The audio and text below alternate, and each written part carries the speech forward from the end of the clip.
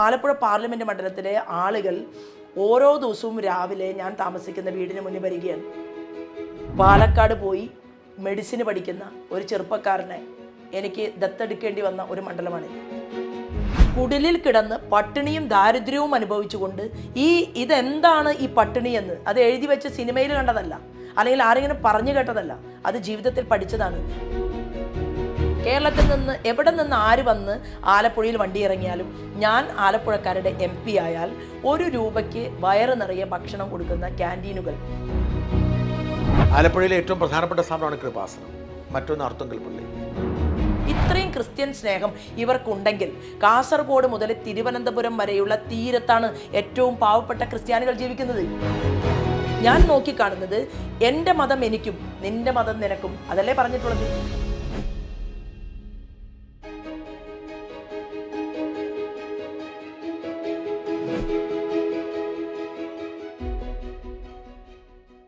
നമസ്കാരം, ഷൂട്ട് ആറ്റ് സൈറ്റിലേക്ക് സ്വാഗതം.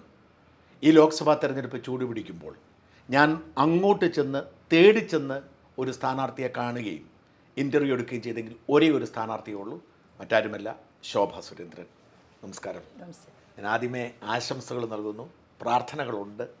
എനിക്ക് എപ്പോഴും ശോഭ സുരേന്ദ്രൻ എന്നോട് കാണിച്ചിട്ടുള്ള സ്നേഹം, ഞങ്ങളോട് കാണിച്ചിട്ടുള്ള സ്നേഹം മറക്കാൻ കഴിയത്തില്ല. അതുകൊണ്ട് തന്നെയാണ് ഈ തെരഞ്ഞെടുപ്പ് ചൂടിൻ്റെ ഇടയിലും ഓടി ഇവിടെ വന്ന് നേരിട്ട് കാണാൻ കഴിഞ്ഞത്. അപ്പം ഇപ്പോൾ ഈ ആലപ്പുഴയിൽ മത്സരിക്കുമ്പോൾ എൻ്റെ ആദ്യത്തെ പ്രധാനപ്പെട്ട ചോദ്യം, എന്ത് തോന്നുന്നു ഇപ്പോഴത്തെ ഒരു ആലപ്പുഴയിലെ അവസ്ഥയിലും എന്ത് തോന്നുന്നു, എങ്ങനെ തോന്നുന്നു സാർ? വളരെയധികം പരിതാപകരമാണ് ആലപ്പുഴ പാർലമെൻറ്റ് മണ്ഡലത്തിൻ്റെ അവസ്ഥയെന്ന് പറയുന്നത്. കാരണം അരൂർ മുതൽ കരുനാഗപ്പള്ളി വരെയുള്ള പ്രദേശങ്ങളാണ് ആലപ്പുഴ പാർലമെൻറ്റ് മണ്ഡലത്തിൻ്റെ ഭാഗമായിട്ടുള്ളത്. എവിടെയും ഒരു വികസനം കാണണ്ടേ? അതായത് നമ്മുടെ സംസ്ഥാനം എന്ന് പറയുന്നത് പതിറ്റാണ്ടുകൾ കോൺഗ്രസും മാർക്സിസ്റ്റ് പാർട്ടിയും മാറി മാറി ഭരിക്കുന്നു. 2 കൂട്ടർക്കും കൃത്യമായ എണ്ണത്തിൽ കോൺഗ്രസിൻ്റെയും മാർക്സിസ്റ്റ് പാർട്ടിയുടെയും MLA-മാരുണ്ടാകുന്നു. ആലപ്പുഴ പാർലമെൻറ്റ് മണ്ഡലത്തിൽ പഞ്ചായത്തിലും ബ്ലോക്ക് പഞ്ചായത്ത്, ജില്ലാ പഞ്ചായത്ത്, MLA, MP, മുഖ്യമന്ത്രി എല്ലാം ഒരേ പാർട്ടിയുടെ ആളുകളുള്ള ഒരു നിയോജക മണ്ഡലത്തിൽ ഞാൻ പോയി. അവിടെ എനിക്ക് വളരെ താല്പര്യമാണ് സ്ത്രീകൾ പൊതുരംഗത്ത് വരുന്നത്. പക്ഷേ ദലീമ എന്ന് പറയുന്ന ഒരു MLA ആണ് അവിടെയുള്ളത്. ഈ ഒരു സ്ട്രക്ചർ കയ്യിൽ കിട്ടിയിട്ടും അവിടെ പോലും കുടിവെള്ളം വീടുകളിലേക്ക് എത്തിച്ചു കൊടുക്കാൻ പറ്റാത്തതിൻ്റെ പേരിൽ ആളുകൾ പ്രതിഷേധിക്കുന്നതും കടലോര നിവാസികളുടെ വേദനയും കാണാൻ സാധിക്കുമ്പോൾ മെഷീനറിയുടെ പ്രശ്നമല്ല ഇത്. അതായത് നമുക്ക് പ്രവർത്തിക്കാൻ ആവശ്യമായ മെഷീനറി ആലപ്പുഴ പാർലമെൻറ്റ് മണ്ഡലത്തിലേക്ക് എത്തിച്ചു കൊടുക്കുന്നതിൽ സംസ്ഥാന ഗവൺമെൻറ്റും പരാജയപ്പെട്ടു, കേന്ദ്രത്തിലേക്ക് ഇവിടെ നിന്ന് ജയിച്ചു പോയ MP-യും പരാജയപ്പെട്ടില്ലേ എന്ന് ഞാൻ വോട്ടർമാരോട് ചോദിക്കുകയാണ്. അപ്പോൾ വോട്ടർമാർക്കിടയിൽ ഞാൻ കൊടുക്കുന്ന ഒരു വാഗ്ദാനം എന്നുള്ളത് അതിനെ വാക്കാക്കി മാറ്റാൻ എനിക്ക് സാധിക്കും എന്നുള്ള ഒരു ആത്മവിശ്വാസം എനിക്കുണ്ട്. പക്ഷെ അത് വോട്ടർമാരാണല്ലോ വിധി എഴുതേണ്ടത്. അപ്പോൾ ഇത്തവണ ഞങ്ങൾ ആലപ്പുഴ പാർലമെൻറ്റ് മണ്ഡലത്തിന് വേണ്ടി ഒരുക്കിയിട്ടുള്ള ഒരു വികസന പത്രികയുണ്ട്. ആ വികസന പത്രിക എന്ന് പറയുന്നതാണ് എൻ്റെ പ്രകടന പത്രിക. ആ പ്രകടന പത്രികയിൽ ഞാൻ മുന്നോട്ട് വെച്ചിട്ടുള്ള കാര്യങ്ങൾ, ഇവിടെ ഒരു ജലപാതയ്ക്ക് ഏറ്റവും അനുയോജ്യമായിട്ടുള്ള ഒരു മണ്ഡലമാണ് ആലപ്പുഴ പാർലമെൻറ്റ് മണ്ഡലം. 5000 കോടി രൂപ ജലപാതയ്ക്ക് വേണ്ടി മാറ്റിവെക്കും എന്ന് ഞാൻ എൻ്റെ പ്രകടന പത്രികയിൽ പറയുകയും ഒപ്പം 2000 കോടി രൂപയോളം ഡിജിറ്റൽ പാർക്കിന് വേണ്ടി ഒരുക്കിയെടുക്കുകയും ചെയ്യുന്നു എന്നുള്ളതും 2 കാര്യങ്ങൾ ആ പ്രകടന പത്രികയിൽ ഞാൻ വെച്ചിട്ടുണ്ട്. ഇത് ആലപ്പുഴയുടെ തീരത്തെ കൂടി കണ്ടുകൊണ്ടാണ്. ആലപ്പുഴയുടെ തീരത്ത് നിന്ന് വിദ്യാഭ്യാസം നേടുകയും അവർ കഷ്ടപ്പെട്ട് പഠിച്ച്, അതായത് അടച്ചുറപ്പില്ലാത്ത ഒരു മുറിയിൽ അല്ലെങ്കിൽ ഭക്ഷണം കഴിക്കാൻ 2 നേരം പോലും ഭക്ഷണം കഴിക്കാൻ ഗതിയില്ലാത്ത പാലക്കാട് പോയി മെഡിസിന് പഠിക്കുന്ന ഒരു ചെറുപ്പക്കാരനെ എനിക്ക് ദത്തെടുക്കേണ്ടി വന്ന ഒരു മണ്ഡലമാണിത്. കാരണം എനിക്ക് കുറേ കുട്ടികളുണ്ട് എന്നുള്ളത് കൊണ്ട്, അതായത് എനിക്ക് ഒരു 10-42ഓളം ഇപ്പോൾ ഇവിടെ വന്നതിന് ശേഷം 4 കുട്ടികളെ കൂടി എനിക്ക് കിട്ടിയിരിക്കുകയാണ്. 4 കുട്ടികളെന്ന് പറഞ്ഞാൽ അവർക്ക് ഭാവിയിൽ മുന്നോട്ട് പോകാൻ സാധിക്കില്ല. അതെ, ഞാൻ 40ഓളം വരുന്ന കുട്ടികൾ വിവിധ ക്ലാസ്സുകളിലും അതുപോലെ തന്നെ പഠിക്കാൻ സൗകര്യമില്ലാത്തവരും അച്ഛൻ നഷ്ടപ്പെട്ടവരും അതുപോലെ അമ്മയില്ലാത്ത കുട്ടികളും ഒക്കെ ആയിട്ട് ഞാൻ പഠിപ്പിക്കുന്ന കുട്ടികളുണ്ട്. ആ കുട്ടികൾക്കിടയിൽ നിന്നാണ് ഞാൻ ആലപ്പുഴ പാർലമെൻറ്റ് മണ്ഡലത്തിലേക്ക് വരുന്നത്. ആലപ്പുഴ പാർലമെൻറ്റ് മണ്ഡലത്തിൽ വന്ന സമയത്ത് വളരെ പരാധീനതയുള്ള ആളുകൾ, അപ്പോൾ ഈ ആലപ്പുഴ പാർലമെൻറ്റ് മണ്ഡലത്തിലെ ആളുകൾ ഓരോ ദിവസവും രാവിലെ ഞാൻ താമസിക്കുന്ന വീടിന് മുന്നിൽ വരികയാണ്. ഒരു 7 മണി മുതൽ 8 മണി വരെയുള്ള 1 മണിക്കൂർ സമയം പരാതികൾ വാങ്ങാൻ വേണ്ടി മാത്രമുള്ള ഈ സ്ഥാനാർത്ഥിയായിട്ട് ഇപ്പോൾ ഞാൻ എനിക്ക് അത്ഭുതം തോന്നുകയാണ്. കാരണം ശോഭാ സുരേന്ദ്രൻ എന്ന് പറയുന്ന ഒരു സാധാരണക്കാരിയായിട്ടുള്ള ഒരു പ്രവർത്തകയിൽ അവർ ഒരു സാന്ത്വനം കാണുന്നു എന്നല്ലേ അതിനർത്ഥം. അപ്പോൾ 22 വയസ്സും 24 വയസ്സുമുള്ള 2 പെൺകുട്ടികൾ നല്ല വിദ്യാഭ്യാസമുള്ളവരാണ്, പക്ഷെ അവർക്ക് വീടില്ല. അവർ പറയുന്നത് ഞങ്ങൾ ആത്മഹത്യയുടെ വക്കീലാണ്, ജപ്തി ചെയ്ത് ഞങ്ങളുടെ വീടും എല്ലാം നഷ്ടപ്പെട്ടു പോയി. അപ്പോൾ ശോഭ ചേച്ചി ഇനി ഞങ്ങളെ രണ്ടുപേരെയും നോക്കണമെന്ന് പറഞ്ഞ് എൻ്റെ കൈ പിടിച്ച് ഒരു പൊതുവേദിയിൽ വന്ന് കരയുകയാണ്. ഞാൻ അവരുടെ മുഖമൊന്നും പ്രദർശിപ്പിച്ചിട്ടില്ലെങ്കിൽ കൂടി അവരെ എനിക്ക് എൻ്റെ കയ്യിൽ കിട്ടി. 2 ആൺകുട്ടികളെയും എനിക്ക് കിട്ടിയിട്ടുണ്ട്. ഈ ആൺകുട്ടികൾ ചോദിച്ചു, ശോഭ ചേച്ചി എന്തുകൊണ്ടാണ് നിങ്ങളുടെ പ്രകടന പത്രികയിൽ പെൺകുട്ടികളുടെ കാര്യം മാത്രം പറയുന്നത്? അവർക്കതിലൊരു ചെറിയ പ്രതിഷേധമുള്ളത് പോലെയാണ് എനിക്ക് തോന്നിയത്. ഞാൻ അവരോട് പറഞ്ഞത്, 17 വയസ്സ് കഴിഞ്ഞ ഒരു പെൺകുട്ടിയെ എത്രയും പെട്ടെന്ന് 18 വയസ്സ് തികയുമ്പോൾ തന്നെ വിവാഹം കഴിച്ചു കൊടുക്കണമെന്നുള്ള ചിന്ത നമുക്ക് മാറ്റിവെക്കണം. ആ കുട്ടികളെ ഉന്നത വിദ്യാഭ്യാസത്തിന് വേണ്ടി പറഞ്ഞയക്കാൻ ആവശ്യമായിട്ടുള്ള ആരാധനായിട്ടുള്ള നരേന്ദ്രമോദിജിയുടെ അമ്മ, സ്വർഗീയായിട്ടുള്ള അമ്മ ഹീരാബൻ അമ്മയുടെ പേരിലാണ് 25,000 രൂപ +2 കഴിഞ്ഞ കുട്ടികൾക്ക് കൊടുക്കുന്ന ഒരു സ്കോളർഷിപ്പ് പ്രഖ്യാപിച്ചിട്ടുള്ളത്. അപ്പോൾ ഇതും അടച്ചുറപ്പില്ലാത്ത വീട് ഇല്ലാതെ, അല്ലെങ്കിൽ വീടില്ല അടച്ചുറപ്പുമില്ല, ഉള്ളവർക്ക് അടച്ചുറപ്പില്ല, ഉള്ള വീടുകളാണെങ്കിൽ ഒറ്റമുറി വീടുകളിലൊക്കെ കഴിയുന്ന, കടലോരത്ത് ജീവിക്കുന്ന, അത് ലത്തീൻ വിശ്വാസികളായിട്ടുള്ള ഒരുപാട് മത്സ്യത്തൊഴിലാളികളുള്ള ഒരു പ്രദേശം, ധീവര കമ്മ്യൂണിറ്റി വളരെയേറെ ജീവിക്കുന്ന ഒരു പ്രദേശം. അവർ ഒരു കാര്യത്തിൽ അവർ ഏകാഭിപ്രായക്കാരാണ്. കടലിൽ പോയി മല്ലടിക്കുന്ന ഞങ്ങൾക്ക് കടലിലെ മക്കളെ ഉപയോഗപ്പെടുത്താൻ, അതായത് അവരുടെ കാരിരുമ്പിൻ്റെ കരുത്തുള്ള അവരുടെ കൈകളും പങ്കായം പിടിച്ച കൈകളും സമൂഹത്തിലൊരു ദുരന്തം വരുന്ന സമയത്ത് ഒന്നും ആലോചിക്കാതെ വള്ളവും വലയും നഷ്ടപ്പെട്ടാലും കുഴപ്പമില്ല എന്ന് പറഞ്ഞുകൊണ്ട് അവിടെ ജനങ്ങളെ രക്ഷിക്കാൻ വേണ്ടി വന്ന ആളുകളെ നിങ്ങൾ ഞങ്ങളുടെ സൈനികന്മാരാണ്, പട്ടാളക്കാരെ പോലെയാണ് എന്ന് പറഞ്ഞ മുഖ്യമന്ത്രിയുള്ള നാട്ടിൽ ആ മുഖ്യമന്ത്രിയുടെ നേതൃത്വത്തിൽ അവർക്ക് വേണ്ടി എന്തു ചെയ്തു? ഈ ചോദ്യം ഞാൻ അവിടെ തെരഞ്ഞെടുപ്പ് പ്രചരണത്തിൻ്റെ ഭാഗമായിട്ട് അവരോട് ചോദിക്കുകയും അവർ തന്നെ ഉത്തരം പറയുകയും ചെയ്യണം. അപ്പോൾ എനിക്ക് ദിവസം ചെല്ലും തോറും ധാരാളം പാവപ്പെട്ടവരെ കാണണം എന്നെനിക്ക് താല്പര്യമില്ലല്ലോ. കാരണം പാവങ്ങളില്ലാത്ത കേരളത്തെയാണ് ഞാൻ സ്വപ്നം കാണുന്നത്. കണിക്കൊന്ന പോലെ പൂത്തുലഞ്ഞ് നിൽക്കുന്ന, ഞാൻ വിഷു ദിവസം പറഞ്ഞു ഞാൻ എന്തുകൊണ്ടാണ് കൂടുതൽ ചിരിക്കാത്തത് എന്ന് എന്നോട് ഒരാൾ ചോദിക്കുകയുണ്ടായി. അപ്പോൾ ഞാൻ പറഞ്ഞത്, കണിക്കൊന്ന പോലെ പൂത്തുലഞ്ഞ് ചിരിക്കണമെങ്കിൽ നമ്മുടെ സമൂഹത്തിനകത്ത് ഇന്ന് അശരണരായിട്ടുള്ള കുട്ടികളുടെ എണ്ണം കുറയണം. നല്ല രീതിയിൽ ജീവിക്കാൻ ആവശ്യമായിട്ടുള്ള ഒരു സമൂഹം സൃഷ്ടിക്കപ്പെടണം. ആ സമൂഹം സൃഷ്ടിക്കപ്പെടണമെങ്കിൽ ഒരു പ്രദേശത്ത് മാത്രം കോടിക്കണക്കിന് രൂപ കുന്നുകൂട്ടിയിട്ട് കാര്യമില്ല. ജനങ്ങളുടെ പണം അത് ജനങ്ങളുടെ കുട്ടികൾക്കും മക്കൾക്കും ഇടയിലേക്ക് എത്തിച്ചു കൊടുക്കാൻ ഇവിടുത്തെ വ്യവസായ പ്രമുഖന്മാർക്കും ബാധ്യതയുണ്ട്. ഇവിടുത്തെ വ്യവസായ പ്രമുഖന്മാർ ചിന്തിക്കേണ്ടത്, യഥാർത്ഥത്തിൽ ഇൻവെസ്റ്റ്മെൻറ്റ് നടത്തി സ്വന്തം കഴിവും പ്രാപ്തിയും ഉപയോഗിച്ചുകൊണ്ട് മുതലാളിയായി മാറുന്നവരെ ശോഭാ സുരേന്ദ്രൻ എന്ന് പറയുന്ന ഒരു സ്ത്രീ, ഒരു പൊതുപ്രവർത്തക എതിർക്കുന്നില്ല. പക്ഷെ പണത്തിൻ്റെ സ്വാധീനം ഉപയോഗിച്ചുകൊണ്ട് പ്രതിഷേധിക്കുന്നവരെ, പ്രതികരിക്കുന്നവരെ ഇല്ലായ്മ ചെയ്തുകൊണ്ട് ഈ പണം എങ്ങനെ കൊള്ളയടിക്കാമെന്ന് തീരുമാനിക്കുന്ന മുതലാളിമാർക്കെതിരെ രംഗത്ത് വരിക എന്നുള്ളത് ഈ ആലപ്പുഴ പാർലമെൻറ്റ് മണ്ഡലത്തിൽ ഏറ്റവും ആദ്യം വന്നിറങ്ങിയ നിമിഷം മുതൽ തന്നെ ഞാൻ ചെയ്യുകയാണ്. ഞാൻ അന്ന് മുതലല്ല ഇത് സ്റ്റാർട്ട് ചെയ്തത്. കരുവന്നൂരിലെ സഹകരണ സംഘ തട്ടിപ്പുമായി ബന്ധപ്പെട്ടുകൊണ്ട് കോടിക്കണക്കിന് രൂപ പാവങ്ങൾക്ക് നഷ്ടപ്പെട്ടപ്പോൾ പാവങ്ങൾക്ക് എങ്ങനെ കോടികളുണ്ടായി എന്നൊരാൾ ചോദിച്ചു. പാവങ്ങൾക്ക് കോടികളുണ്ടായത് ആ കരുവന്നൂർ സഹകരണ സംഘവുമായി ബന്ധപ്പെട്ടുകൊണ്ട് മുഴുവൻ ആളുകളും, നാട്ടിലൊരു പൊതു സ്ഥാപനം വരുമ്പോൾ ആ സ്ഥാപനം നന്നാവട്ടെ എന്ന് കരുതി അവിടെ നിന്ന് 25,000-ഉം 20,000-ഉം രൂപ പാവങ്ങൾക്ക് ലോണായിട്ട് കൊടുത്ത് അവരുടെ മക്കളെ വിവാഹം കഴിച്ച് അയക്കാൻ സഹകരണ സംഘത്തിൽ നിന്ന് പണം കൊടുക്കട്ടെ എന്ന് തീരുമാനമെടുത്തുകൊണ്ട് തൃശ്ശൂർ ജില്ലയിലെ ഒരു പൊതുസമൂഹം തയ്യാറായപ്പോൾ ഉണ്ടായ ബാങ്കാണ് വർഷങ്ങളോളം നിലനിന്ന കരുവന്നൂർ സഹകരണ ബാങ്ക്. ആ കരുവന്നൂർ സഹകരണ ബാങ്കിൽ നിന്ന് കൊള്ള നടത്താൻ പോലും അതിൽ ഡോക്ടറേറ്റ് എടുത്തിട്ടുള്ള ആളുകൾ മുന്നോട്ട് വന്നപ്പോൾ ആദ്യം സഖാക്കന്മാർ പോയത് മാർക്സിസ്റ്റ് പാർട്ടിയുടെ ജില്ലാ സെക്രട്ടറിയെ കാണാനാണ്. പിന്നീട് ശ്രീമാൻ കോടിയേരി ബാലകൃഷ്ണൻ മരിക്കുന്നതിന് മുൻപ് കോടിയേരി ബാലകൃഷ്ണനെ കണ്ട് നിവേദനം കൊടുത്ത് തിരിച്ചു വന്ന് അവരെന്നെയാണ് കാണുന്നത്. ഈ കണ്ടതിന് ശേഷവും മാധ്യമങ്ങളുടെ ശ്രദ്ധ പോലുമില്ലാതെ കഴിഞ്ഞ 2-2.5 വർഷക്കാലമായി ഞാൻ അതിൻ്റെ പിറകിൽ ദേശീയ ഏജൻസി മുൻപാകെ കയറിയിറങ്ങുകയാണ്. ആ കയറിയിറങ്ങിയതിൻ്റെ ഒരു റിസൾട്ട് ഇന്ന് തൃശ്ശൂരിലുണ്ടായി. നരേന്ദ്രമോദിജിയെ കൊണ്ട് തന്നെ, അതായത് ഇന്ത്യയുടെ പ്രധാനമന്ത്രിയെ കൊണ്ട് തന്നെ അതിന് ഒരു ജനങ്ങൾക്ക് സമാശ്വാസം നൽകുന്ന രീതിയിൽ ചില വാക്കുകൾ പറയിപ്പിക്കാനും ഒരു സാധാരണക്കാരിയായിട്ടുള്ള എനിക്ക് സാധിച്ചു. അതിൽ കുറ്റക്കാരായവരെ തീർച്ചയായിട്ടും പിടികൂടുമെന്നുള്ള ഒരു പ്രതിജ്ഞയും നമുക്ക് ദേശീയ ഏജൻസിയുടെ ഭാഗത്ത് നിന്ന് കാണാൻ സാധിക്കുകയാണ്. ഞാൻ ഈ ദേശീയ ഏജൻസിയുടെ ഉദ്യോഗസ്ഥന്മാരോടും പറയുന്നത് എന്താണെന്ന് അറിയുമോ? അവർ ഉദ്യോഗസ്ഥന്മാരാണ്, അവർ കസേരകളിലിരിക്കുന്നു, വലിയ ശമ്പളമാണ് അവർ. നമ്മൾ കൊടുക്കുന്നത്. അപ്പോൾ വലിയ ശമ്പളം കിട്ടി ജോലി ചെയ്യുന്ന സമയത്ത് അവർ കൃത്യതയോട് കൂടിയിട്ട് ഇവിടുത്തെ കാട്ടുകള്ളന്മാരെ പിടികൂടണം എന്നുള്ള ആവശ്യം അവരുടെ മുന്നിലിരുന്നു കൊണ്ട് ഉന്നയിക്കാൻ എന്തുകൊണ്ടും ഒരു പാവപ്പെട്ട സ്ത്രീയായിട്ടുള്ള എനിക്ക് സാധിക്കണം, എന്നെപ്പോലെയുള്ളവർക്ക് സാധിക്കണം. ആ സമയത്ത് തീർച്ചയായിട്ടും ഈ അനധികൃത പ്രവർത്തനങ്ങൾ കുറയുമെന്നുള്ളതാണ്. ആലപ്പുഴ പാർലമെൻറ്റ് മണ്ഡലത്തിൽ വന്ന സമയത്ത് ഞാൻ കണ്ടത് ഇവിടെ എൻ്റെ കൈകളിലേക്ക് കിട്ടിയിട്ടുള്ള 4 കുട്ടികളും ആ 4 കുട്ടികളിൽ ഒരാൾ മറ്റൊരു സഹകരണ സംഘ തട്ടിപ്പിൽ പെട്ട ആളാണ്. അതായത് അവരുടെ അച്ഛൻ്റെ കയ്യിൽ പൈസ ഉണ്ടായിരുന്നു, 5 ലക്ഷവും 10 ലക്ഷം രൂപയുണ്ടായിരുന്നു. അത് സഹകരണ സംഘത്തിൽ പെടുകയും അതിനകത്ത് മാർക്സിസ്റ്റ് പാർട്ടിയുടെയും കോൺഗ്രസിൻ്റെയും ആസൂത്രിതമായിട്ടുള്ള പരിശ്രമത്തിൻ്റെ ഫലമായിട്ടാണ് ഈ പണം അപഹരിക്കപ്പെട്ടിട്ടുള്ളത്. അതിൻ്റെ റിപ്പോർട്ട് ഞാൻ അതിനെക്കുറിച്ച് പരിപൂർണമായി പഠിക്കണം. ഞാനൊരു സ്ഥാനാർത്ഥിയാണ്. ഒരാൾ വന്ന് പരാതി പറഞ്ഞു, ആ പരാതി ഞാൻ വെരിഫൈ ചെയ്തു, ആ കുട്ടി പറയുന്നത് ശരിയാണ് എന്ന് എനിക്ക് ബോധ്യപ്പെട്ടു. എന്നാൽ അതുമായി ബന്ധപ്പെട്ടുകൊണ്ട് അതേ പഞ്ചായത്തിൽ പോയി അതിനെക്കുറിച്ച് പരിശോധിച്ച് പഠിച്ച് ഞാൻ തീർച്ചയായിട്ടും ഇത്രയും ജനങ്ങൾക്കിടയിൽ നിന്നുകൊണ്ട് പ്രവർത്തിക്കുന്ന ഈ മാധ്യമത്തിനുൾപ്പെടെ ഞാൻ അതിൻ്റെ റിസൾട്ടുകൾ തരുന്നതാണ്. അവിടെ പണം നിക്ഷേപിച്ചൊരു ഡീറ്റെയിൽസ് അവർ തരാൻ തയ്യാറായിട്ടുണ്ട് എന്നുള്ളതാണ്. ഈ ആലപ്പുഴ വലിയ മണ്ഡലമാണല്ലോ, അപ്പോൾ ഇത് എല്ലായിടത്തും എത്താൻ പറ്റുമോ? ഇതിൻ്റെ ഇടയിൽ എല്ലായിടത്തും ഒരു പരിധി വരെ, കാരണം ഒരു 2 മാസത്തോളം സമയം നമുക്ക് കിട്ടിയിട്ടുണ്ടായിരുന്നു. ഈ 2 മാസത്തോളം സമയം കിട്ടിയതിൽ മാത്രവുമല്ല എനിക്ക് അങ്ങനെ ഒരു എന്നെ പരിചയപ്പെടുത്തേണ്ട ആവശ്യമില്ല. ഞാൻ മഹിളാ മോർച്ചയുടെ സംസ്ഥാന അധ്യക്ഷയായിട്ട് 2 ടേം കേരളത്തിൽ പ്രവർത്തിച്ച ഒരാളാണ്.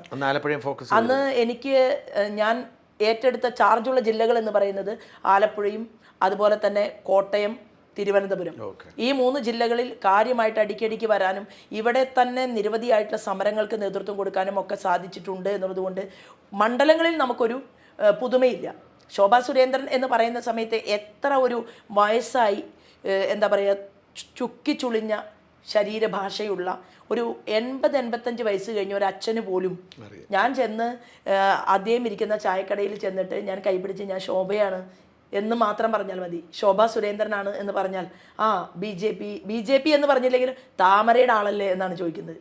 അപ്പോൾ അങ്ങനെ അവർക്ക് മനസ്സിലാക്കാൻ സാധിക്കുന്നു എന്ന് പറയുന്നത് തന്നെ തെരഞ്ഞെടുപ്പ് പ്രവർത്തനത്തിൽ പകുതി പണി കുറയുകയാണ്. ഈ SNDP യോഗത്തിൻ്റെ പിന്തുണയുണ്ടോ? അല്ല, SNDPയുടെ ആരാധനായിട്ടുള്ള ശ്രീമാൻ വെള്ളാപ്പള്ളി നടേശൻ അദ്ദേഹത്തോട് ചില ചോദ്യങ്ങൾ ചോദിച്ച സമയത്ത് അദ്ദേഹം നൽകിയിട്ടുള്ള മറുപടിയിൽ നിന്ന് എനിക്ക് മനസ്സിലാക്കാൻ സാധിച്ചത് അദ്ദേഹത്തിന് കുടുംബപരമായിട്ടും വളരെ വർഷങ്ങളായിട്ട് അറിവുള്ള, അല്ലെങ്കിൽ അദ്ദേഹത്തിൻ്റെ കൂടെ പ്രീതി ചേച്ചിയുടെ കൂടെയൊക്കെ ധാരാളം യൂണിയൻ്റെ പ്രവർത്തനങ്ങളിൽ ഈ ആലപ്പുഴ പാർലമെൻറ്റ് മണ്ഡലത്തിലും ഗുരുദേവൻ്റെ ദർശനമാലയെക്കുറിച്ച് ക്ലാസ് എടുക്കാനും അതുപോലെ തന്നെ നിരവധിയായിട്ടുള്ള മീറ്റിങ്ങുകളിൽ പങ്കെടുക്കാനും ഒക്കെ എനിക്ക് അവസരം നൽകിയിട്ടുണ്ടായിരുന്നു. അന്ന് ഞാൻ ഭാരതീയ ജനതാ പാർട്ടിയുടെ ഒരുപക്ഷേ 2004 മുതൽ പാർട്ടിയുടെ സംസ്ഥാന വൈസ് പ്രസിഡന്റ് പദവിയിലേക്ക് കടന്നു വന്ന ആ സമയം മുതൽ എനിക്ക് ആ കുടുംബവുമായിട്ട് ബന്ധമുണ്ട്. പക്ഷെ പിന്നീടാണ് ശ്രീമാൻ തുഷാർ വെള്ളാപ്പള്ളിയൊക്കെ ഭാരതീയ ജനതാ പാർട്ടിയിലേക്ക് NDA കടന്നു വരുന്നത്. അപ്പോൾ അങ്ങനെയുള്ള വ്യക്തിപരമായിട്ടുള്ള ഒരു ബന്ധം പ്രീതി ചേച്ചിയുമായിട്ടാണ് എനിക്ക് കൂടുതലുള്ളത്. സമുദായത്തിൻ്റെ ഒരു ലീഡർ എന്നുള്ള രീതിയിൽ അദ്ദേഹം ചെയ്തിട്ടുള്ള ചില പ്രവർത്തനങ്ങളുണ്ട്, സമൂഹത്തിന് ആ സമുദായത്തിന് വേണ്ടി ചെയ്തിട്ടുള്ള പ്രവർത്തനങ്ങൾ, അതിന് ഞാൻ വളരെ ആദരവോട് കൂടിയിട്ടാണ് നോക്കിക്കണ്ടിട്ടുള്ളത്. പല ഘട്ടങ്ങളിലും എനിക്കത് ബോധ്യമായിട്ടുണ്ട്. ഇപ്പോൾ കണ്ടിരുന്നോ തെരഞ്ഞെടുപ്പ് സമയത്ത്? ഞാനൊരു 3 തവണയിലധികം അദ്ദേഹത്തെ കാണാൻ സാധിച്ചു. അതുപോലെ തന്നെ ഞാൻ ചോദിക്കട്ടെ, ഈ ശബരിമല യുവതീ പ്രവേശന വിഷയം അടക്കം എല്ലാം സജീവമായി ഭക്തർക്കൊപ്പം നിന്ന ആളാണ് സുകുമാരൻ നായർ സാറ്. ഞാൻ അദ്ദേഹത്തെ വളരെ ഇഷ്ടപ്പെടുന്ന മനുഷ്യനാണ്. കാരണം അദ്ദേഹം രാഷ്ട്രീയമൊന്നും നോക്കാൻ നിന്നു. ഇത്തരം വിഷയങ്ങളിൽ അദ്ദേഹത്തോട് സംസാരിച്ചിട്ടുണ്ടോ, ഇടപെട്ടിട്ടുണ്ടോ? എങ്ങനെയാണ് അദ്ദേഹത്തിൻ്റെ ഒരു പിന്തുണയും പറ്റും? അദ്ദേഹത്തിന് ആ വിഷയങ്ങളിലെല്ലാം തന്നെ ഓരോ സമയത്തും അദ്ദേഹത്തിൻ്റെ വാക്കുകൾ പുറത്തു വരുന്ന സമയത്ത് ശക്തമായിട്ട് അദ്ദേഹത്തോടൊപ്പം ചേർന്ന് നിൽക്കുകയും ഇതെല്ലാം നടക്കുന്ന സമയത്ത് എനിക്ക് അദ്ദേഹത്തെ കാണാൻ, അതായത് ശബരിമല സമരം കൊടുമ്പിരിക്കൊണ്ടിരിക്കുന്ന സമയത്തിന് മുൻപ് അദ്ദേഹത്തെ കാണാനുള്ള ഒരു അവസരം എനിക്ക് കിട്ടിയിട്ടുണ്ടായി. അന്ന് അദ്ദേഹം വളരെയധികം ക്ലിയറായിട്ട് അദ്ദേഹം സ്റ്റാൻഡ് എടുക്കുകയും സംസാരിക്കുകയും ഒക്കെ ചെയ്യുകയും ഞാൻ എൻ്റെ ഫേസ്ബുക്ക് പേജിൽ തന്നെ അദ്ദേഹത്തെ കണ്ട അനുഭവത്തെക്കുറിച്ച് കുറിക്കുകയും ഒക്കെ ഉണ്ടായി.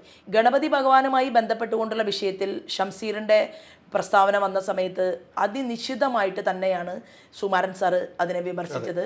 അദ്ദേഹം ഭക്തരോടൊപ്പം നിന്നു. അപ്പോൾ ആ എടുക്കുന്ന സ്റ്റാൻഡുകളിൽ മുറുകെ പിടിച്ചുകൊണ്ട് ആധ്യാത്മികതയ്ക്ക് വേണ്ടി നിലകൊള്ളുന്ന ഒരു വ്യക്തി എന്നുള്ള രീതിയിൽ വളരെയധികം ഹൃദയം കൊടുത്തുകൊണ്ടാണ് അദ്ദേഹത്തോടൊപ്പം ഞാൻ ചേർന്ന് അന്ന് നിന്നിട്ടുള്ളത്.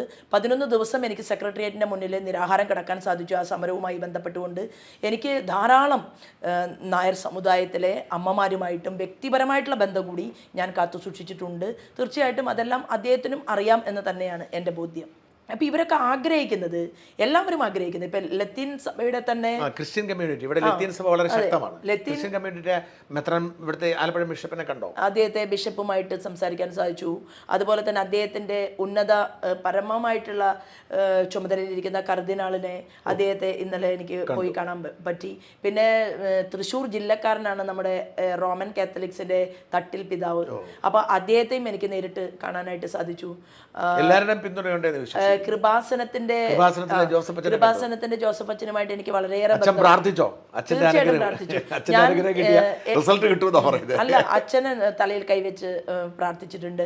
തട്ടിൽ പിതാവും അതുപോലെ തന്നെ തലയിൽ കൈവച്ച് അനുഗ്രഹം തന്നു. കാരണം ഞാൻ ചോദിച്ചത് ഇങ്ങനെയാണ്, 3 സ്ഥാനാർത്ഥികളെയും ഒന്ന് മനസ്സിൽ വെക്കുക. 3 സ്ഥാനാർത്ഥികളെയും മനസ്സിൽ വെച്ചിട്ട് ഇങ്ങനെയാണ് ഞാൻ പിതാക്കന്മാരോട് എല്ലാം പറഞ്ഞത്. ഈ 3 സ്ഥാനാർത്ഥികളിൽ പൊതുസമൂഹത്തിന്, പാവപ്പെട്ടവർക്ക് കൂടി ഏറ്റവും കൂടുതൽ അവർക്ക് വേണ്ടി അവരുടെ ഒരു ജോലിക്കാരിയായിട്ട് ആരായിരിക്കും പ്രവർത്തിക്കുക എന്ന് യേശുദേവനോട്, ഭഗവാനോട് ഒന്ന് പ്രാർത്ഥിച്ചിട്ട് ചോദിച്ചതിന് ശേഷം ശോഭയ്ക്ക് യോഗ്യതയുണ്ടെങ്കിൽ ശോഭയെ ഈ ജോലി ഏൽപ്പിക്കാനായിട്ട് അനുഗ്രഹിച്ച് പ്രാർത്ഥിക്കണം എന്നാണ് ഞാൻ പറഞ്ഞത്. അപ്പോൾ അത് വളരെ സന്തോഷത്തോടു കൂടി തന്നെയാണ് അവർ ഏറ്റെടുത്തിട്ടുള്ളത്. മാത്രമല്ല അവർക്ക് തീർച്ചയായിട്ടും കേന്ദ്രവുമായിട്ട് പല കാര്യങ്ങളും സംസാരിക്കാനുണ്ട്. ആകമാനമുള്ള ക്രിസ്ത്യൻ സഭകൾക്ക് അവർ പലതവണ മോദിജിയുമായി നേരിട്ട് കണ്ട ആളുകൾ പോലും അവർക്കിടയിലുണ്ട്. അപ്പോൾ അവരുടെ ഒരു ആവശ്യമെന്ന് പറയുന്നത് അവർക്കൊറ്റ കാര്യമേ ഉള്ളൂ. ഇപ്പോൾ മത്സ്യത്തൊഴിലാളികളുടെ മേഖലയിൽ അവർക്ക് മത്സ്യത്തൊഴിലാളികൾക്ക് വീടുണ്ടാകണം, അവരുടെ കുട്ടികൾക്ക് നല്ല പഠിക്കാനുള്ള ഇൻസ്റ്റിറ്റ്യൂട്ടുകൾ ഉണ്ടാകണം, അവർ ഈ സമൂഹത്തിൻ്റെ മുഖ്യധാരയിലേക്ക് കടന്നു വരണം. ഇതാണ് അവരുടെ ആഗ്രഹം. ഈ ആഗ്രഹം തന്നെയാണ് ധീവര സമൂഹവും അവരും മുന്നിൽ വയ്ക്കുന്നത്. അപ്പോൾ ഇതൊന്നും ഇവിടെ ഇല്ല എന്നുള്ളതാണ്.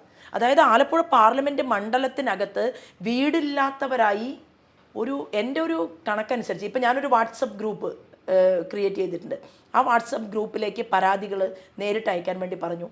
മറ്റൊന്നൊരു പരാതിപ്പെട്ടി റോഡിലൂടെ ഞങ്ങൾ വാഹനത്തിൽ കുറച്ച് ദിവസം 1 മാസത്തോളമായിട്ട് ഓടിപ്പിച്ചു. ആ പരാതിപ്പെട്ടിയിൽ ഏറ്റവും കൂടുതൽ കിട്ടിയ പരാതി അമ്മമാർ അടച്ചുറപ്പില്ലാത്ത വീടില്ലാത്തതിനെ കുറിച്ച് പറഞ്ഞതാണ്. രണ്ടാമത് അവർ പറഞ്ഞത് ഞങ്ങൾക്കും ബിഷപ്പിൻ്റെ വിളി അറിയാം, അതുകൊണ്ട് വിശക്കുന്നവരുടെ വയറ് നിറയ്ക്കാൻ ആവശ്യമായിട്ടുള്ള സംവിധാനം ഉണ്ടാക്കണമെന്നുള്ളതാണ്. ഞങ്ങൾക്ക് തൊഴിൽ വേണം എന്നുള്ളതാണ്. ഞങ്ങളുടെ പെൺകുട്ടികൾക്ക് സുരക്ഷിതത്വം വേണം എന്നുള്ളതാണ്.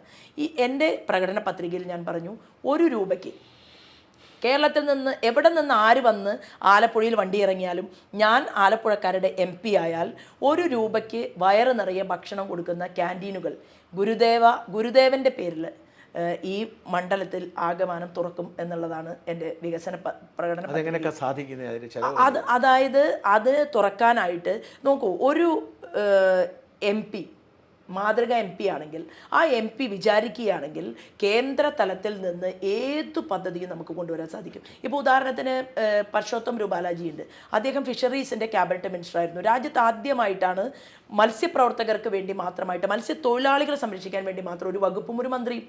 ആ വകുപ്പും മന്ത്രിയും തീരുമാനിക്കുന്ന സമയത്ത് മോദിജി BJPയുടെ ദേശീയ തലത്തിൽ തന്നെ അദ്ദേഹം എടുത്ത തീരുമാനം എന്താണെന്ന് അറിയുമോ? വളരെ പരിണിതപ്രജ്ഞനായിട്ടുള്ള ഒരാളായിരിക്കണം, വളരെ വർഷം പൊതുപ്രവർത്തന രംഗത്തിലൂടെ കടന്നു വന്ന ഒരാളായിരിക്കണം. നേരെ മറിച്ച് വ്യോമയാന മേഖല ഏൽപ്പിച്ചു കൊടുക്കുന്ന സമയത്ത് അങ്ങനെ ഒരു ചിന്തയുണ്ടായില്ല. കാരണം എന്താണ്? വ്യോമയാന മേഖലയുമായി ബന്ധപ്പെട്ടുകൊണ്ട് ജ്യോതിരാദിത്യ സിന്ധ്യ പോലെയുള്ള ഒരു ചെറുപ്പക്കാരനെയാണ് അത് ഏൽപ്പിച്ചത്. കാരണം എന്താണ്? അതിന് ടെക്നോളജി അറിയുന്ന ആളുകൾ മതി. പക്ഷേ ഈ മേഖലയിൽ ബുദ്ധിമുട്ടുന്നവൻ്റെ, വിശക്കുന്നവൻ്റെ അടിസ്ഥാന പ്രശ്നങ്ങൾ ഉൾക്കൊള്ളാൻ സാധിക്കുന്ന വർഷങ്ങളോളം പൊതുപ്രവർത്തന മേഖലയിലൂടെ കടന്നു വന്ന മോദിജിക്ക് പോലും ഗുരുതുല്യനായിട്ടുള്ള ആളാണ് പർഷോത്തം രൂപാലാജി.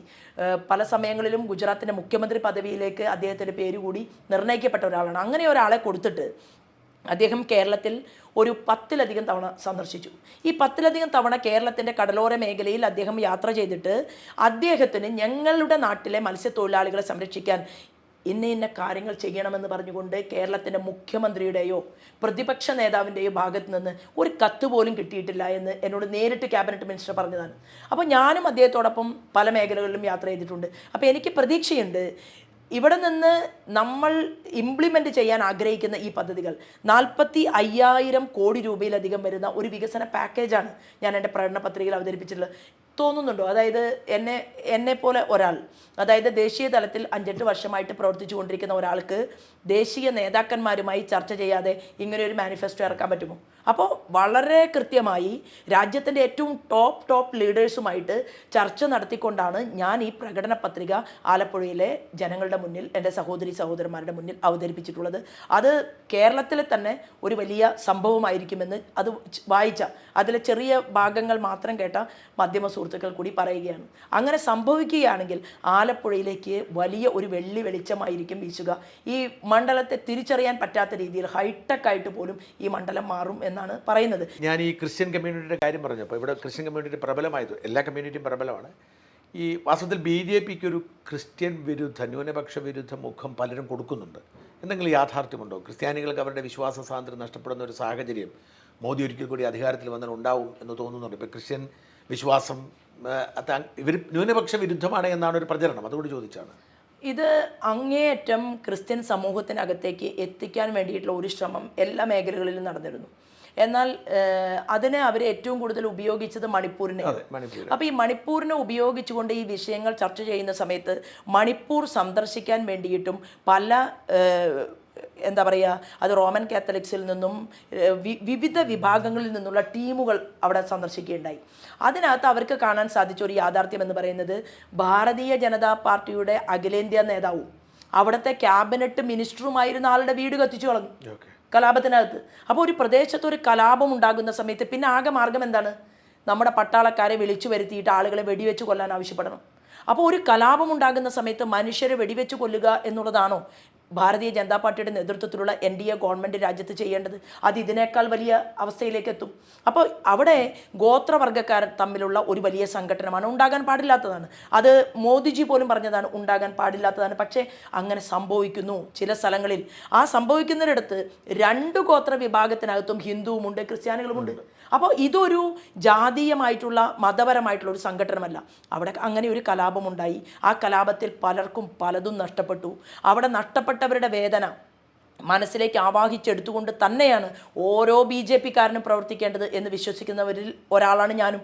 അപ്പോൾ ഒരു കാര്യം ഉറപ്പാണ്, ഗോവയിൽ 55% ക്രിസ്ത്യൻ സഹോദരന്മാർ ഒരുമിച്ച് ചേർന്നുകൊണ്ട് ഗോവയ്ക്കൊരു മുഖ്യമന്ത്രിയെ സൃഷ്ടിക്കാൻ സാധിച്ചുവെങ്കിൽ അവരും ക്രിസ്ത്യൻ സഭയിൽ വിശ്വസിക്കുന്നവരല്ലേ, ക്രിസ്ത്യൻ സമൂഹത്തിൽപ്പെട്ടവരാണ്.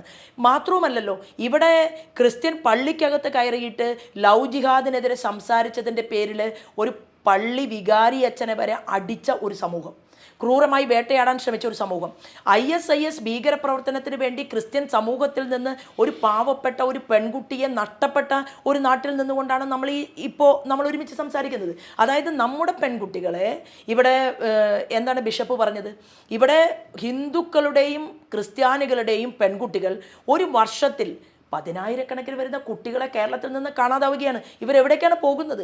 അപ്പോൾ ഒരാളെ സ്നേഹിച്ച് വിവാഹം കഴിക്കുന്നത് തെറ്റല്ല, പക്ഷെ സ്നേഹിച്ച് വിവാഹം കഴിക്കുന്നത് എങ്ങനെയായിരിക്കണം? അവരൊരുമിച്ച് ജീവിക്കാനും അവർക്ക് വീടിനും നാടിനും ഉപകാരികളായിട്ട് വളരാനും അവർക്ക് അവരുടെ മക്കളെ സ്നേഹത്തോടു കൂടി കൂടെ ചേർത്ത് നിർത്താനും അതിനു വേണ്ടിയിട്ടാണല്ലോ വിവാഹം എന്ന് പറയുന്ന ഒരു വലിയ കാര്യം നടക്കുന്നത്. എന്നാൽ ഇവിടെ ആ പെൺകുട്ടിയെ ചതിച്ച് 10-41 ദിവസം ആ കുട്ടിയെ ട്രെയിനിങ് പ്രോഗ്രാം കൊടുത്ത് അവളെ കുടുംബത്തെ തെറ്റിപ്പിച്ച്, ഇപ്പോൾ അശോകേട്ടൻ്റെ മകള് മാർക്സിസ്റ്റ് പാർട്ടിക്കാരനായിരുന്നല്ലോ അശോകേട്ടൻ്റെ മകളെ തീവ്രവാദിയാണ് കൊണ്ടുപോയത്. പക്ഷേ തീവ്രവാദി കൊണ്ടുപോകുമ്പോഴും ഈ പെൺകുട്ടികൾ അച്ഛനെയും അമ്മയെയും തള്ളി പറഞ്ഞുകൊണ്ട് പൊതുസമൂഹത്തെ വെല്ലുവിളിച്ചുകൊണ്ട് നിൽക്കുകയാണ്. അവസാനം പോയി തിരിച്ചു വന്ന എത്രയോ പെൺകുട്ടികൾ ഇന്ന് കേരളത്തിലുണ്ട്. അവർ അവരുടെ അനുഭവം പറയുകയാണ്. എറണാകുളത്തെ ഒരു പെൺകുട്ടിയെ ഇതുപോലെ ലവ് ജിഹാദിൽ പെടുത്തി കൊണ്ടുപോയി. അവൾ സുന്ദരിയായിരുന്നു, അവൾക്ക് മുട്ടറ്റം മുടിയുണ്ടായിരുന്നു, പണ്ടൊക്കെ നാടൻ ഭാഷയിൽ പറയാം, അതിശാലീനയായിട്ടുള്ള സുന്ദരിയായിട്ടുള്ള ഒരു പെൺകുട്ടി. ആ പെൺകുട്ടിയെ എന്തു ചെയ്തു? അവളെ ഇങ്ങനെ ലവ് ജിഹാദിൻ്റെ കണ്ണിയായിട്ടുള്ള ഒരാൾ വിവാഹം കഴിക്കുകയും ആ കുട്ടിയുടെ തലമുടി മുണ്ടനം ചെയ്ത് അവസാനം ആ കുട്ടി കെട്ടിത്തൂങ്ങി ആത്മഹത്യ ചെയ്തു. ഈ ആത്മഹത്യ കേസ് പോലും കേരളത്തിൽ അടിച്ചമർത്തി കളഞ്ഞു എന്നുള്ളതാണ്. അപ്പോൾ 1991 അന്നത്തെ മലപ്പുറത്തിൻ്റെ SP ആയിരുന്ന മിസ്റ്റർ അരുൺകുമാർ സിൻഹ, അദ്ദേഹത്തിൻ്റെ ഒരു റിപ്പോർട്ട് കേരള മുഖ്യമന്ത്രിയുടെ മേശപ്പുറത്തുണ്ട് 91. ആ റിപ്പോർട്ടിൽ പറയുന്നുണ്ട്, കാശ്മീരിൽ വലിയ ഭീകരവാദ പ്രവർത്തനങ്ങൾ നടക്കുന്നുണ്ട്. ആ കാശ്മീരിലെ ഭീകരവാദികളോട് കൈ ചേർത്ത് നിർത്തിക്കൊണ്ട് 20ഓളം വരുന്ന ഭീകരവാദ സംഘടനകൾ മലപ്പുറം ജില്ലയിൽ മാത്രമല്ല കേരളത്തിൽ അങ്ങോളം ഇങ്ങോളം പ്രവർത്തിക്കുന്നുണ്ട് എന്നുള്ള റിപ്പോർട്ട് കിട്ടിയിട്ടും മുഖ്യമന്ത്രിമാർ പ്രീണിപ്പിക്കാൻ വേണ്ടി, ഇവിടുത്തെ ഭീകരവാദികളെ സഹായിക്കാൻ വേണ്ടി നടപടികൾ സ്വീകരിക്കാൻ ഭയപ്പെട്ടതുകൊണ്ടാണ്. കാരണം ആൻ്റണിയുടെ മുഖ്യമന്ത്രി സ്ഥാനം എങ്ങനെയാണ് തെറിച്ചു പോയത്? ബഹുമാനപ്പെട്ട ആൻ്റണി പറഞ്ഞു, ഒരു ഘട്ടത്തിൽ പറഞ്ഞു ഒരു മീറ്റിങ്ങിൽ, എൻ്റെ കസേരയുടെ കാലുകൾ പിടിച്ചിരിക്കുന്നതിൽ ഒരാൾ ലീഗിൻ്റെ ശ്രീമാൻ ചെർക്കുളം അബ്ദുള്ളയും അതുപോലെ തന്നെ മറ്റൊരു ലീഗ് നേതാവിൻ്റെ പേരും പറഞ്ഞതേ ഓർമ്മയുള്ളൂ. അത് പറഞ്ഞു കഴിഞ്ഞപ്പോൾ കേരള രാഷ്ട്രീയത്തിൽ വലിയ കോളിളക്കമുണ്ടായി. ആൻ്റണി പറഞ്ഞു, ഇവിടുത്തെ ബഹുഭൂരിപക്ഷം വരുന്നവരുടെ അവകാശത്തെ കവർന്നെടുക്കാൻ ഒരു ജനവിഭാഗത്തിനും അധികാരമില്ല എന്ന് അദ്ദേഹം പ്രസംഗിച്ചു. അദ്ദേഹം ശരിയാണ് പറഞ്ഞത്. എല്ലാ മതവിഭാഗത്തിനും പെട്ടവർക്ക് തുല്യമായ പ്രാധാന്യം കൊടുക്കണം. അതാണ് ഇവിടുത്തെ മതേതരത്വം എന്ന് പറയുന്നത്. അത് പറഞ്ഞതിൻ്റെ പേരിൽ മുഖ്യമന്ത്രി സ്ഥാനം നഷ്ടപ്പെട്ട ഒരാൾ ഇന്നും കേരളത്തിൽ ജീവിച്ചിരിക്കുകയാണ്. പക്ഷെ അതിനെ ഞാൻ പറഞ്ഞു വന്നത്, ആ 91-ലാണ് കൂമൻകൊല്ലി പാലത്തിനടിയിൽ നിന്ന് പൈപ്പ് ബോംബ് കണ്ടെടുത്തത്. ആ പൈപ്പ് ബോംബ് അന്ന് വെടിച്ച് കീറിയിരുന്നുവെങ്കിൽ ഒരു ജില്ല തന്നെ നഷ്ടപ്പെടാൻ സാധ്യതയുള്ള ഉഗ്ര സ്ഫോടന ശേഷിയുള്ള വസ്തുവായിരുന്നു. അതിനെക്കുറിച്ച് അന്വേഷിച്ച അരുൺകുമാർ സിൻഹയ്ക്ക് ഒരു നീതിയും കിട്ടിയില്ല. ഞാൻ 4 തവണ മലപ്പുറത്താണല്ലോ, ഞാനും മലപ്പുറത്ത് 20 കൊല്ലം ജീവിച്ച ആളാണ്. ഞാൻ 4 തവണയിലധികം അദ്ദേഹത്തോട് സംസാരിച്ചതാണ്. അദ്ദേഹം വിവിധ ചുമതലയിൽ ഡിപ്പാർട്ട്മെൻറ്റിൽ ഇരിക്കുന്ന സമയത്ത് അദ്ദേഹം ഹെൽപ്ലെസ് ആണ് എന്നാണ് പറഞ്ഞത്. അപ്പോൾ ഒരു ടോപ്പ് പോസ്റ്റിൽ വന്നിരിക്കുന്ന ഒരു പോലീസ് ഓഫീസർ വരെ ഹെൽപ്ലെസ് ആകണമെങ്കിൽ ആരാണ് ഈ തീവ്രവാദികൾക്ക് വെള്ളവും വളവും കൊടുക്കുന്നതെന്ന് നമ്മൾ അന്വേഷിക്കേണ്ടേ? മാത്രവുമല്ല, അതിനെ തുടർന്ന് കുറേ വർഷം കഴിഞ്ഞപ്പോൾ സന്തോഷകരമായിട്ടുള്ള ഒരു കാഴ്ച എനിക്ക് കാണാൻ സാധിച്ചു.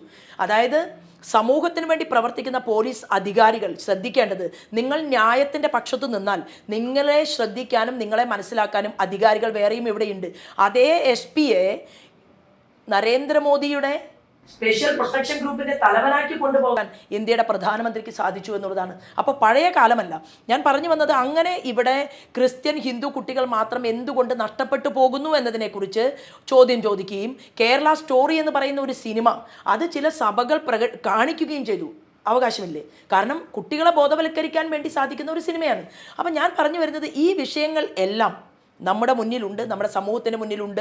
അത് കേരളത്തിൽ എന്താ ചർച്ച ചെയ്യാത്തത്? ഇപ്പോൾ മണിപ്പൂരിനെ ഭാരതീയ ജനതാ പാർട്ടിക്കെതിരെ അടിക്കാനുള്ള ഒരു വടിയാക്കിയിട്ട് ഉപയോഗിക്കാൻ ശ്രമിച്ചെങ്കിലും എൻ്റെ ക്രിസ്ത്യാനികളായിട്ടുള്ള മക്കളെ സംരക്ഷിക്കാനുള്ള ബാധ്യത എനിക്കുണ്ട് എന്നാണ് ഇന്ത്യയുടെ പ്രധാനമന്ത്രി പറഞ്ഞത്. കാരണം അദ്ദേഹത്തിൻ്റെ ആദ്യത്തെ പദ്ധതി തന്നെ 57% വരുന്ന ഗ്രാമങ്ങളിലെ അമ്മമാർക്ക് മുഴുവൻ, സ്ത്രീകൾക്ക് മുഴുവൻ ആത്മാഭിമാനം വർദ്ധിക്കുന്ന രീതിയിൽ കുളിമുറിയും കക്കൂസും കൊടുക്കുകയാണ് എൻ്റെ ആദ്യത്തെ ദൗത്യം എന്നാണ് അദ്ദേഹം പറഞ്ഞത്. അതിനാണ് സ്വച്ഛ് ഭാരത് പദ്ധതി കൊണ്ടുവന്നത്. അമേരിക്ക പോലും അവരുടെ രാഷ്ട്രീയക്കാരുടെ യോഗം ചേർന്ന സമയത്ത് ഇന്ത്യയിലെ സ്വച്ഛ് ഭാരത് പദ്ധതിയെക്കുറിച്ച് പരാമർശിച്ചത് നമ്മൾ കേട്ടതാണ്. അപ്പോൾ ഒരു വലിയ മൂവ്മെൻറ്റ് ഇവിടെ ജാതിക്കും മതത്തിനും കക്ഷിക്കും രാഷ്ട്രീയത്തിനും അതീതമായി സേവകനെ പോലെ പ്രവർത്തിക്കുന്ന ഒരു പ്രധാനമന്ത്രി ഉണ്ട് എന്നുള്ള ബോധ്യം കേരളത്തിലെ ക്രിസ്ത്യൻ സഭകൾക്കകത്തുണ്ട്. എന്നാൽ അവിടെ മണിപ്പൂരിൻ്റെ വിഷയത്തിൽ അവരുടെ മനസ്സിനെ ശാന്തമാക്കാൻ ഏതെങ്കിലും ഇടങ്ങളിൽ സാധ്യമായിട്ടില്ലെങ്കിൽ അത് ഞങ്ങൾ തീർച്ചയായിട്ടും പ്രചരണത്തിലൂടെ ഞങ്ങൾ അവരുടെ അരികിലേക്ക് എത്തും. അത് അംഗീകരിക്കുന്നു, അത് ഞാൻ അംഗീകരിക്കാം. പക്ഷേ ഇവിടെ ഞാൻ ചോദിക്കുന്നത്, ഇപ്പം ഈ ആലപ്പുഴ മണ്ഡലത്തിൽപ്പെട്ട അർത്തുങ്കൽ പള്ളി പോലും പൊളിക്കണമെന്ന് പറഞ്ഞ ആളുകളൊക്കെ ഉണ്ട്. അപ്പോൾ അത്തരം ഒരു ആശങ്ക ക്രിസ്ത്യൻ കമ്മ്യൂണിറ്റിക്ക് മാറ്റാൻ എന്ത് വാക്കാണ് കൊടുക്കാനുള്ളത്? അവർക്ക് നോക്കൂ, ക്രിസ്ത്യൻ സമൂഹത്തെ സംബന്ധിച്ച് ഒരു രീതിയിലും അവരുടെ ആചാരത്തെയോ അവരുടെ അനുഷ്ഠാനത്തെയോ ഇന്ന് വരെ കയറി ഒരൊറ്റ BJP-കാരൻ പോലും കൈവച്ചിട്ടില്ല. അത് ഞങ്ങൾ ജീവിതം കൊണ്ട് തെളിയിച്ചതാണ്. അത് രാജഗോപാൽ മുതൽ ഞാൻ എന്നെ ഏറ്റവും ചെറിയ ആളായിട്ടാണ് കണക്കാക്കുന്നത്. അപ്പോൾ രാജഗോപാൽജി മുതൽ എന്നെ വരെയുള്ള ഇടയിലുള്ള ആരെ വേണമെങ്കിലും പരിശോധിക്കട്ടെ, ഏതെങ്കിലും ഒരു പള്ളി വികാരിക്കെതിരെ ഞങ്ങൾ സംസാരിക്കുകയോ ഒരു പള്ളിക്കെതിരെ ഞങ്ങൾ പ്രസംഗിക്കുകയോ ക്രിസ്ത്യൻ സമൂഹത്തിനെതിരെ പ്രസംഗിക്കുകയോ എന്തെങ്കിലും ഞങ്ങൾ ചെയ്തിട്ടുണ്ടോ? ഒരു കാര്യവും ചെയ്തിട്ടില്ല. ഒരു കാര്യവും ചെയ്യാതെ എല്ലാവരാലും ഇടചേർന്ന് ജീവിക്കണമെന്ന് ആഗ്രഹിക്കുന്ന ഞങ്ങളെ ഒരു പ്രത്യേക സൈഡിലേക്ക് പാർശ്വവൽക്കരിക്കണം എന്നാഗ്രഹിച്ചുകൊണ്ട് അതിബുദ്ധിമാന്മാർ എന്ന് പറയപ്പെടുന്ന ആളുകൾ, അവരുടെ കുതന്ത്രം, ഈ വക ബുദ്ധിയെല്ലാം സംസ്ഥാനം നന്നാക്കാനാണ് ചെയ്തിരുന്നതെങ്കിൽ എത്രയോ രക്ഷപ്പെടുമായിരുന്നു. ഇത്രയും ക്രിസ്ത്യൻ സ്നേഹം ഇവർക്കുണ്ടെങ്കിൽ കാസർഗോഡ് മുതൽ തിരുവനന്തപുരം വരെയുള്ള തീരത്താണ് ഏറ്റവും പാവപ്പെട്ട ക്രിസ്ത്യാനികൾ ജീവിക്കുന്നത്. അവർക്കതിനാവശ്യമായിട്ടുള്ള സാഹചര്യങ്ങൾ ഉണ്ടാക്കി കൊടുക്കട്ടെ. അതിന് MLA-മാർക്ക് അവർ തീരുമാനിച്ചാൽ പോരെ? കേരള നിയമസഭയ്ക്കകത്ത് പിണറായി വിജയൻ്റെ മുന്നിൽ എണീറ്റ് നിന്നുകൊണ്ട് ഈ കടലോര മേഖലയുടെ പ്രശ്നം പരിഹരിക്കാനായിട്ട് ഒരു പാക്കേജ് ഇവിടുത്തെ MLA-മാർ കൊടുക്കാത്തത്? കോൺഗ്രസിൻ്റെയും മാർക്സിസ്റ്റ് പാർട്ടിയുടെയും MLA-മാരില്ലേ?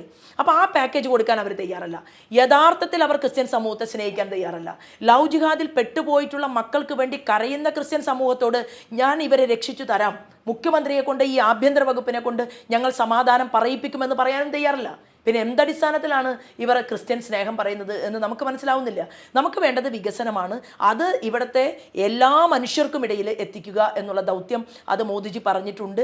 നിങ്ങൾ ഒരു അധികാര കേന്ദ്രത്തിൽ ഇരുന്നാൽ നിങ്ങൾക്ക് സിഗ്നേച്ചർ ചെയ്യാനുള്ള ഒരു പേന കിട്ടിയാൽ നിങ്ങൾ അവർക്ക് വേണ്ടി പണിയെടുക്കണം എന്നാണ്. ഈ ആലപ്പുഴ തീരദേശങ്ങൾ ഒരുപാട് പാവപ്പെട്ട ഒന്ന് അനുഭവം പറയാം. ഇവിടുത്തെ പാവപ്പെട്ട മനുഷ്യരെ കണ്ട എന്താണ് ഇവിടുത്തെ ഒരു അവസ്ഥ? ആലപ്പുഴയിലെ കണ്ട ഞാൻ കടലോര പ്രദേശത്ത് പോയ സമയത്ത് അവിടെ ആരിഫിനെ വളരെയധികം വികാര വിക്ഷോഭത്തോടുകൂടി ഇനി അവിടെ കാലുകുത്തരുത് എന്ന് പറഞ്ഞ് ആട്ടിപ്പായിക്കുന്ന രീതിയിൽ ആക്രോശിക്കുക. കാരണം എന്താണെന്നറിയോ, അവരുടെ വേദനയാണിത്. കാരണം അവർ എത്രയോ പരാതികൾ കൊടുത്തിട്ടും അവരവരുടെ ആവശ്യങ്ങൾ പറഞ്ഞിട്ടും ഒന്നും നടപ്പിലാക്കി കൊടുക്കാൻ അധികാരിയായി ഇരുന്നപ്പോൾ സാധിച്ചില്ല. KC വേണുഗോപാൽ മന്ത്രിയായിരുന്നല്ലോ.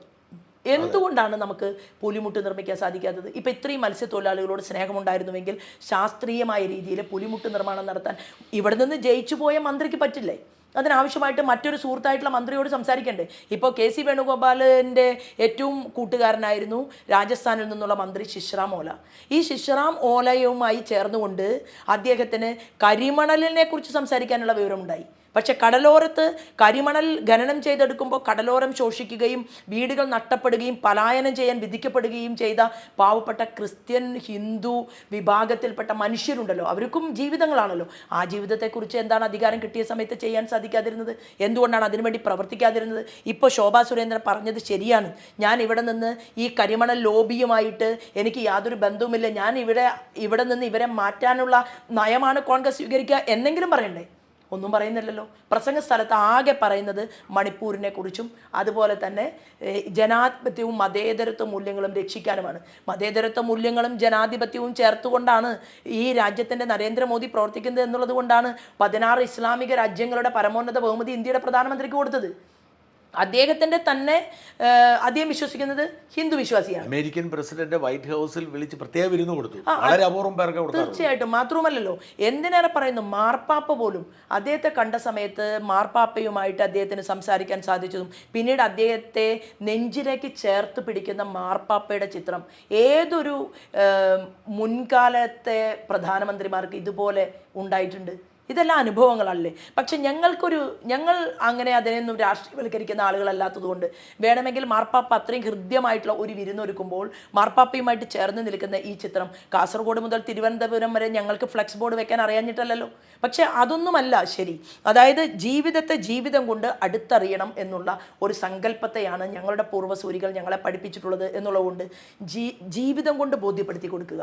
എനിക്ക് കിട്ടിയ പരാതികളിൽ മുഴുവൻ 90% പരാതികളും കിട്ടിയിട്ടുള്ളത് ധീവര സമൂഹത്തിൻ്റെയും ലത്തീൻ വിശ്വാസികളുമായിട്ടുള്ള മത്സ്യത്തൊഴിലാളികളുടെയാണ്. അതാണ് എൻ്റെ ചോദ്യം. ഇവിടുത്തെ പാവപ്പെട്ട തീരദേശവാസികളായ മത്സ്യത്തൊഴിലാളികളായ ക്രിസ്ത്യാനികളും ഹിന്ദുക്കളും ആരും ആവട്ടെ, ഇവർക്ക് വേണ്ടി എന്താണ് ശോഭാ സുരേന്ദ്രൻ്റെ കയ്യിലുള്ള പദ്ധതി? ഞാൻ പറഞ്ഞത് 5 കൊല്ലം കൊണ്ട് ലോകത്തിൻ്റെ ശ്രദ്ധയിലേക്ക് ഭാരതത്തെ കൊണ്ടുവരാൻ ഒരു ചായക്കച്ചവടക്കാരൻ്റെ മകനായിട്ടുള്ള ശ്രീമാൻ നരേന്ദ്രമോദിക്ക് സാധിച്ചിട്ടുണ്ടെങ്കിൽ അദ്ദേഹത്തോടൊപ്പം 8 വർഷക്കാലം പ്രവർത്തിക്കുകയും ക്യാബിനറ്റ് മിനിസ്റ്റേഴ്സുമായിട്ടും പ്രധാനമന്ത്രിയുമായിട്ടും വ്യക്തിപരമായിട്ട് അടുപ്പം പുലർത്താൻ സാധിക്കുകയും ചെയ്തിട്ടുള്ള കുടിലിൽ കിടന്ന് പട്ടിണിയും ദാരിദ്ര്യവും അനുഭവിച്ചുകൊണ്ട് ഇതെന്താണ് ഈ പട്ടിണി എന്ന് അത് എഴുതി വെച്ച് സിനിമയിൽ കണ്ടതല്ല, അല്ലെങ്കിൽ ആരെങ്കിലും പറഞ്ഞു കേട്ടതല്ല, അത് ജീവിതത്തിൽ പഠിച്ചതാണ്.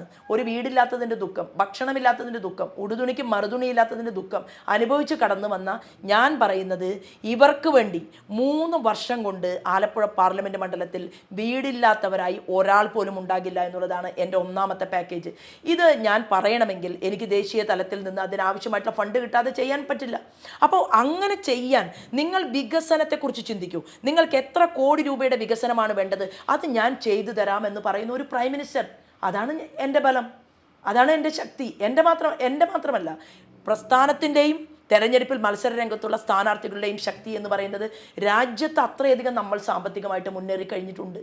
പക്ഷേ അന്താരാഷ്ട്ര നാണയനിധിയുടെ കണക്ക് പ്രകാരമാണെങ്കിലും ലോകത്തിൻ്റെ ഏറ്റവും വലിയ ഫിനാൻസ് ഇൻസ്റ്റിറ്റ്യൂട്ടായിട്ടുള്ള മോർഗൻ സ്റ്റാൻലി പോലും 2004 മുതൽ 2014 വരെ കോൺഗ്രസിൻ്റെ നേതൃത്വത്തിൽ ഭരണകൂടം മുന്നോട്ട് പോകുന്ന സമയത്ത് രാജ്യം ശ്രീലങ്കയേക്കാൾ പാകിസ്ഥാനിലേക്കാൾ പിന്നോട്ടാണ് പോകുന്നത്, സാമ്പത്തിക മേഖല ഇന്ത്യയുടെ പരിതാപകരമാണ് എന്ന് പറഞ്ഞവർ മോദി അധികാരത്തിൽ വന്നതിന് ശേഷം ഇന്ന് പറയുന്നത് നമ്മുടെ സാമ്പത്തിക മേഖലയുടെ വളർച്ച വലിയ രീതിയിൽ മുന്നേറ്റം നടക്കുകയും നമ്മൾ ലോകത്തെ തന്നെ അഞ്ചാമത്തെ ശക്തി രാഷ്ട്രമായിട്ട് മാറുകയും നമുക്ക് കാണാൻ സാധിക്കുന്ന ബ്രിക്സ് ഉച്ചകോടിയാണെങ്കിലും അല്ലെങ്കിൽ എല്ലാ മേഖലയിലും ഇന്ത്യ മുന്നോട്ട് പോവുകയാണ്. അപ്പോൾ മോദിജി പറയുകയാണ് 25 കോടിയിൽ പരം വരുന്ന ആളുകളെ ഞാൻ ദാരിദ്ര്യരേഖയ്ക്ക് മുകളിലെത്തിക്കാൻ എനിക്ക് സാധിച്ചിട്ടുണ്ട് എന്ന് പറയുകയാണ്. അത് 300 പദ്ധതികളിലൂടെ അദ്ദേഹം ആവിഷ്കരിച്ചെടുത്തിരിക്കുകയാണ്. അപ്പോൾ സ്വാഭാവികമായിട്ടും ഇവിടെ ഇങ്ങനെ ഒരു സാഹചര്യം രാജ്യത്തുണ്ടെങ്കിൽ അതിൻ്റെ ആനുകൂല്യത്തെ ആലപ്പുഴയിലേക്ക് കൊണ്ടുവരിക, ഈ ദൗത്യം ഏറ്റെടുത്തുകൊണ്ടാണ് ഞാൻ ആളുകൾക്കിടയിൽ നിൽക്കുന്നത്. ഒരു ക്രിസ്ത്യൻ കൊണ്ട് ഒരു ചോദ്യം കൊണ്ട് എനിക്ക് ഞാൻ ചോദിക്കുകയാണ് സ്പെസിഫിക് ആയിട്ട്. ആലപ്പുഴയിലെ ഏറ്റവും പ്രധാനപ്പെട്ട സ്ഥാപനമാണ് കൃപാസനം, മറ്റൊന്ന് അർത്തുങ്കൽ പള്ളി. ഇത് രണ്ടും സുരക്ഷിതമായിരിക്കുന്നു. ഇതിനെതിരെ ശബ്ദമുയർത്തുന്നവർക്കെതിരെ ഒപ്പം ഈ സംവിധാനങ്ങൾക്കൊപ്പം ഉണ്ടാവുമെന്ന് വാക്ക് പറയാൻ പറ്റും? തീർച്ചയായിട്ടും എനിക്ക് പറയാൻ സാധിക്കും. കാരണം ഒരു ക്രിസ്ത്യൻ സമൂഹം ആരാധന നടത്തുന്ന ഒരു സ്ഥലത്ത് അതിക്രമിച്ചു കയറി ബോംബ് സ്ഫോടനം നടത്തി, ആ ബോംബ് സ്ഫോടനം നടത്തിയ വ്യക്തി തന്നെ പത്രസമ്മേളനം നടത്തി ഞാനാണ് ഈ പ്രതി എന്ന് പറയുമ്പോൾ ആ പ്രതിയെ പിടിച്ചു കൊണ്ടുപോകുന്ന ആഭ്യന്തര വകുപ്പാണ് കേരളത്തിലുള്ളത്. യഥാർത്ഥത്തിൽ അതിൻ്റെ പിറകിൽ ആളുകൾ പ്രവർത്തിച്ചിട്ടില്ലേ? ഇനിയും ഭാവിയിൽ ഇത് സംഭവിക്കാനുള്ള സാധ്യതയില്ല. അപ്പോൾ ഞാൻ നോക്കിക്കാണുന്നത് എൻ്റെ മതം എനിക്കും നിൻ്റെ മതം നിനക്കും, അതല്ലേ പറഞ്ഞിട്ടുള്ളത്. അപ്പോൾ ഒരു വിശ്വാസി അദ്ദേഹത്തിന് മതപരമായി നമ്മുടെ ഭരണഘടന അനുശാസിക്കുന്ന സംവിധാനത്തിലൂടെ മുന്നോട്ട് പോകാനുള്ള സ്വാതന്ത്ര്യമുണ്ട്. ഞാനൊരു ഹിന്ദു വിശ്വാസിയാണ്. ഞാൻ കൃപാസനത്തിൽ പോയതും അതുപോലെ തന്നെ അർത്തുങ്കൽ പള്ളിയിൽ പോയതും അവിടെ മെഴുകുതിരി കത്തിക്കാം, എല്ലാവർക്കും കത്തിക്കാം, അവിടെ ആർക്ക് വേണമെങ്കിലും പ്രാർത്ഥിക്കാം. ഏതൊരു പ്രാർത്ഥനാലയത്തിൽ ചെന്നാലും പ്രാർത്ഥിക്കാൻ സാധിക്കുന്ന ഒരു വേർഡിങ്സ് നമ്മുടെ മനസ്സിനകത്തുണ്ട്, വാക്കുകൾ മനസ്സിനകത്തുണ്ട്. ഞാൻ ഹിന്ദു വിശ്വാസി ആയതുകൊണ്ട് ഞാൻ അവിടെ നിന്നുകൊണ്ട് പ്രാർത്ഥിക്കുന്നത് എൻ്റെ മനസ്സിനകത്തുള്ള സർവേബി സുഖിന സന്തു സർവേ സന്തു നിരാമയ സർവേ ഭദ്രാണി പശ്യന്തു മാ കശ്ചിത് ദുഃഖമാപ്നുവേദ് എന്നുള്ള മംഗളശ്ലോകമാണ്. എല്ലാവർക്കും ആരോഗ്യമുണ്ടാകട്ടെ, എല്ലാവർക്കും ആയുരാരോഗ്യ സമ്പൽ സമൃദ്ധി ഉണ്ടാകട്ടെ. ഇത് മനസ്സിൽ പ്രാർത്ഥിക്കണം, ജപിക്കണം എന്നുള്ളതാണ്. ഏതൊരു ദേവാലയത്തിൽ ചെല്ലുമ്പോഴും കൈകൂപ്പി ആ പ്രാർത്ഥനയുമായിട്ട് നിൽക്കുകയാണ്. എനിക്ക് ഉറപ്പ് പറയാൻ സാധിക്കും, ഒരു രീതിയിലും ഒരു മതപരമായിട്ടുള്ള വിവേചനവും കൂടാതെ ഞാൻ അവരുടെ പിറകിലല്ല ഉണ്ടാവുക, അവരുടെ കൂടെയുണ്ടാകും എന്ന് എനിക്ക് പറയാൻ സാധിക്കും. പറയുന്ന വാക്കുകൾ പ്രാവർത്തികമാക്കാൻ ജീവനുണ്ടെങ്കിൽ ശോഭാ സുരേന്ദ്രൻ അവരുടെ കൂടെ ഉണ്ടാകും. ഞാനത് എൻ്റെ ജീവിതം കൊണ്ട് ഞാൻ ഇതുവരെയുള്ള കാലത്ത് തെളിയിച്ചിട്ടുമുണ്ട് എന്നുള്ളതാണ്. അത് അവർക്കും വിശ്വാസമുണ്ട് എന്ന് തന്നെയാണ് ഞാൻ കരുതുന്നത്. ഈ സിറ്റിംഗ് എം പി ആയ ആരിഫ്, അദ്ദേഹം ഇവിടുത്തെ ഒരു വലിയ പരിചയസമ്പന്നനല്ലേ, അത് ബാധിക്കത്തില്ലേ? അല്ല, പക്ഷേ ഇദ്ദേഹത്തിൻ്റെ പാർട്ടിക്കകത്ത് പോലും തോട്ടപ്പള്ളിയിലെ ഏറ്റവും വലിയ വിഷയമാണ് കരിമണൽ ഖനനം. ഈ കരിമണൽ ഖനനവുമായി ബന്ധപ്പെട്ടുകൊണ്ട് ആരിഫിന് വളരെ പരിചയമുള്ള ആളായിരുന്നു അവിടുത്തെ ബ്രാഞ്ച് കമ്മിറ്റി മെമ്പർ സജീവൻ, തോട്ടപ്പള്ളിയിലെ സജീവൻ. ആ സജീവൻ കൊല ചെയ്യപ്പെട്ടു. കരിമണൽ കർത്തയ്ക്കെതിരെ പരസ്യമായി തന്നെ രംഗത്തുണ്ട്, പരസ്യമായി രംഗത്തുണ്ട്. ഇച്ചിരി ആശങ്കപ്പെടുത്തുന്ന കാര്യം. എനിക്ക് ഇവിടെ വലിയ സ്വാധീനമില്ലായിട്ടുള്ളൂ. അല്ല, വലിയ സ്വാധീനമുണ്ട്. സ്വാധീനം എന്ന് പറയുന്നത് എന്താണ്? ഇവിടെ കോൺഗ്രസിൻ്റെ സ്ഥാനാർത്ഥിക്ക് വേണ്ടി മലപ്പുറം ജില്ലയിൽ നിന്ന് കരിമണൽ കർത്തയുടെ ലോബിക്ക് വേണ്ടിയിട്ട് രംഗപ്രവേശം ചെയ്തത് അറിയപ്പെടുന്ന 1-2 ആളുകളാണ്. കെ.സി. വേണുഗോപാലിനെതിരെ ഞാൻ ഇത്രയും പ്രസംഗങ്ങൾ നടത്തിയിട്ട് 19ാമത്തെ ദിവസമാണ് കെ.സി. വേണുഗോപാൽ എനിക്കെതിരെ പോലീസ് സ്റ്റേഷനിൽ ഒരു പരാതി കൊടുത്തത്.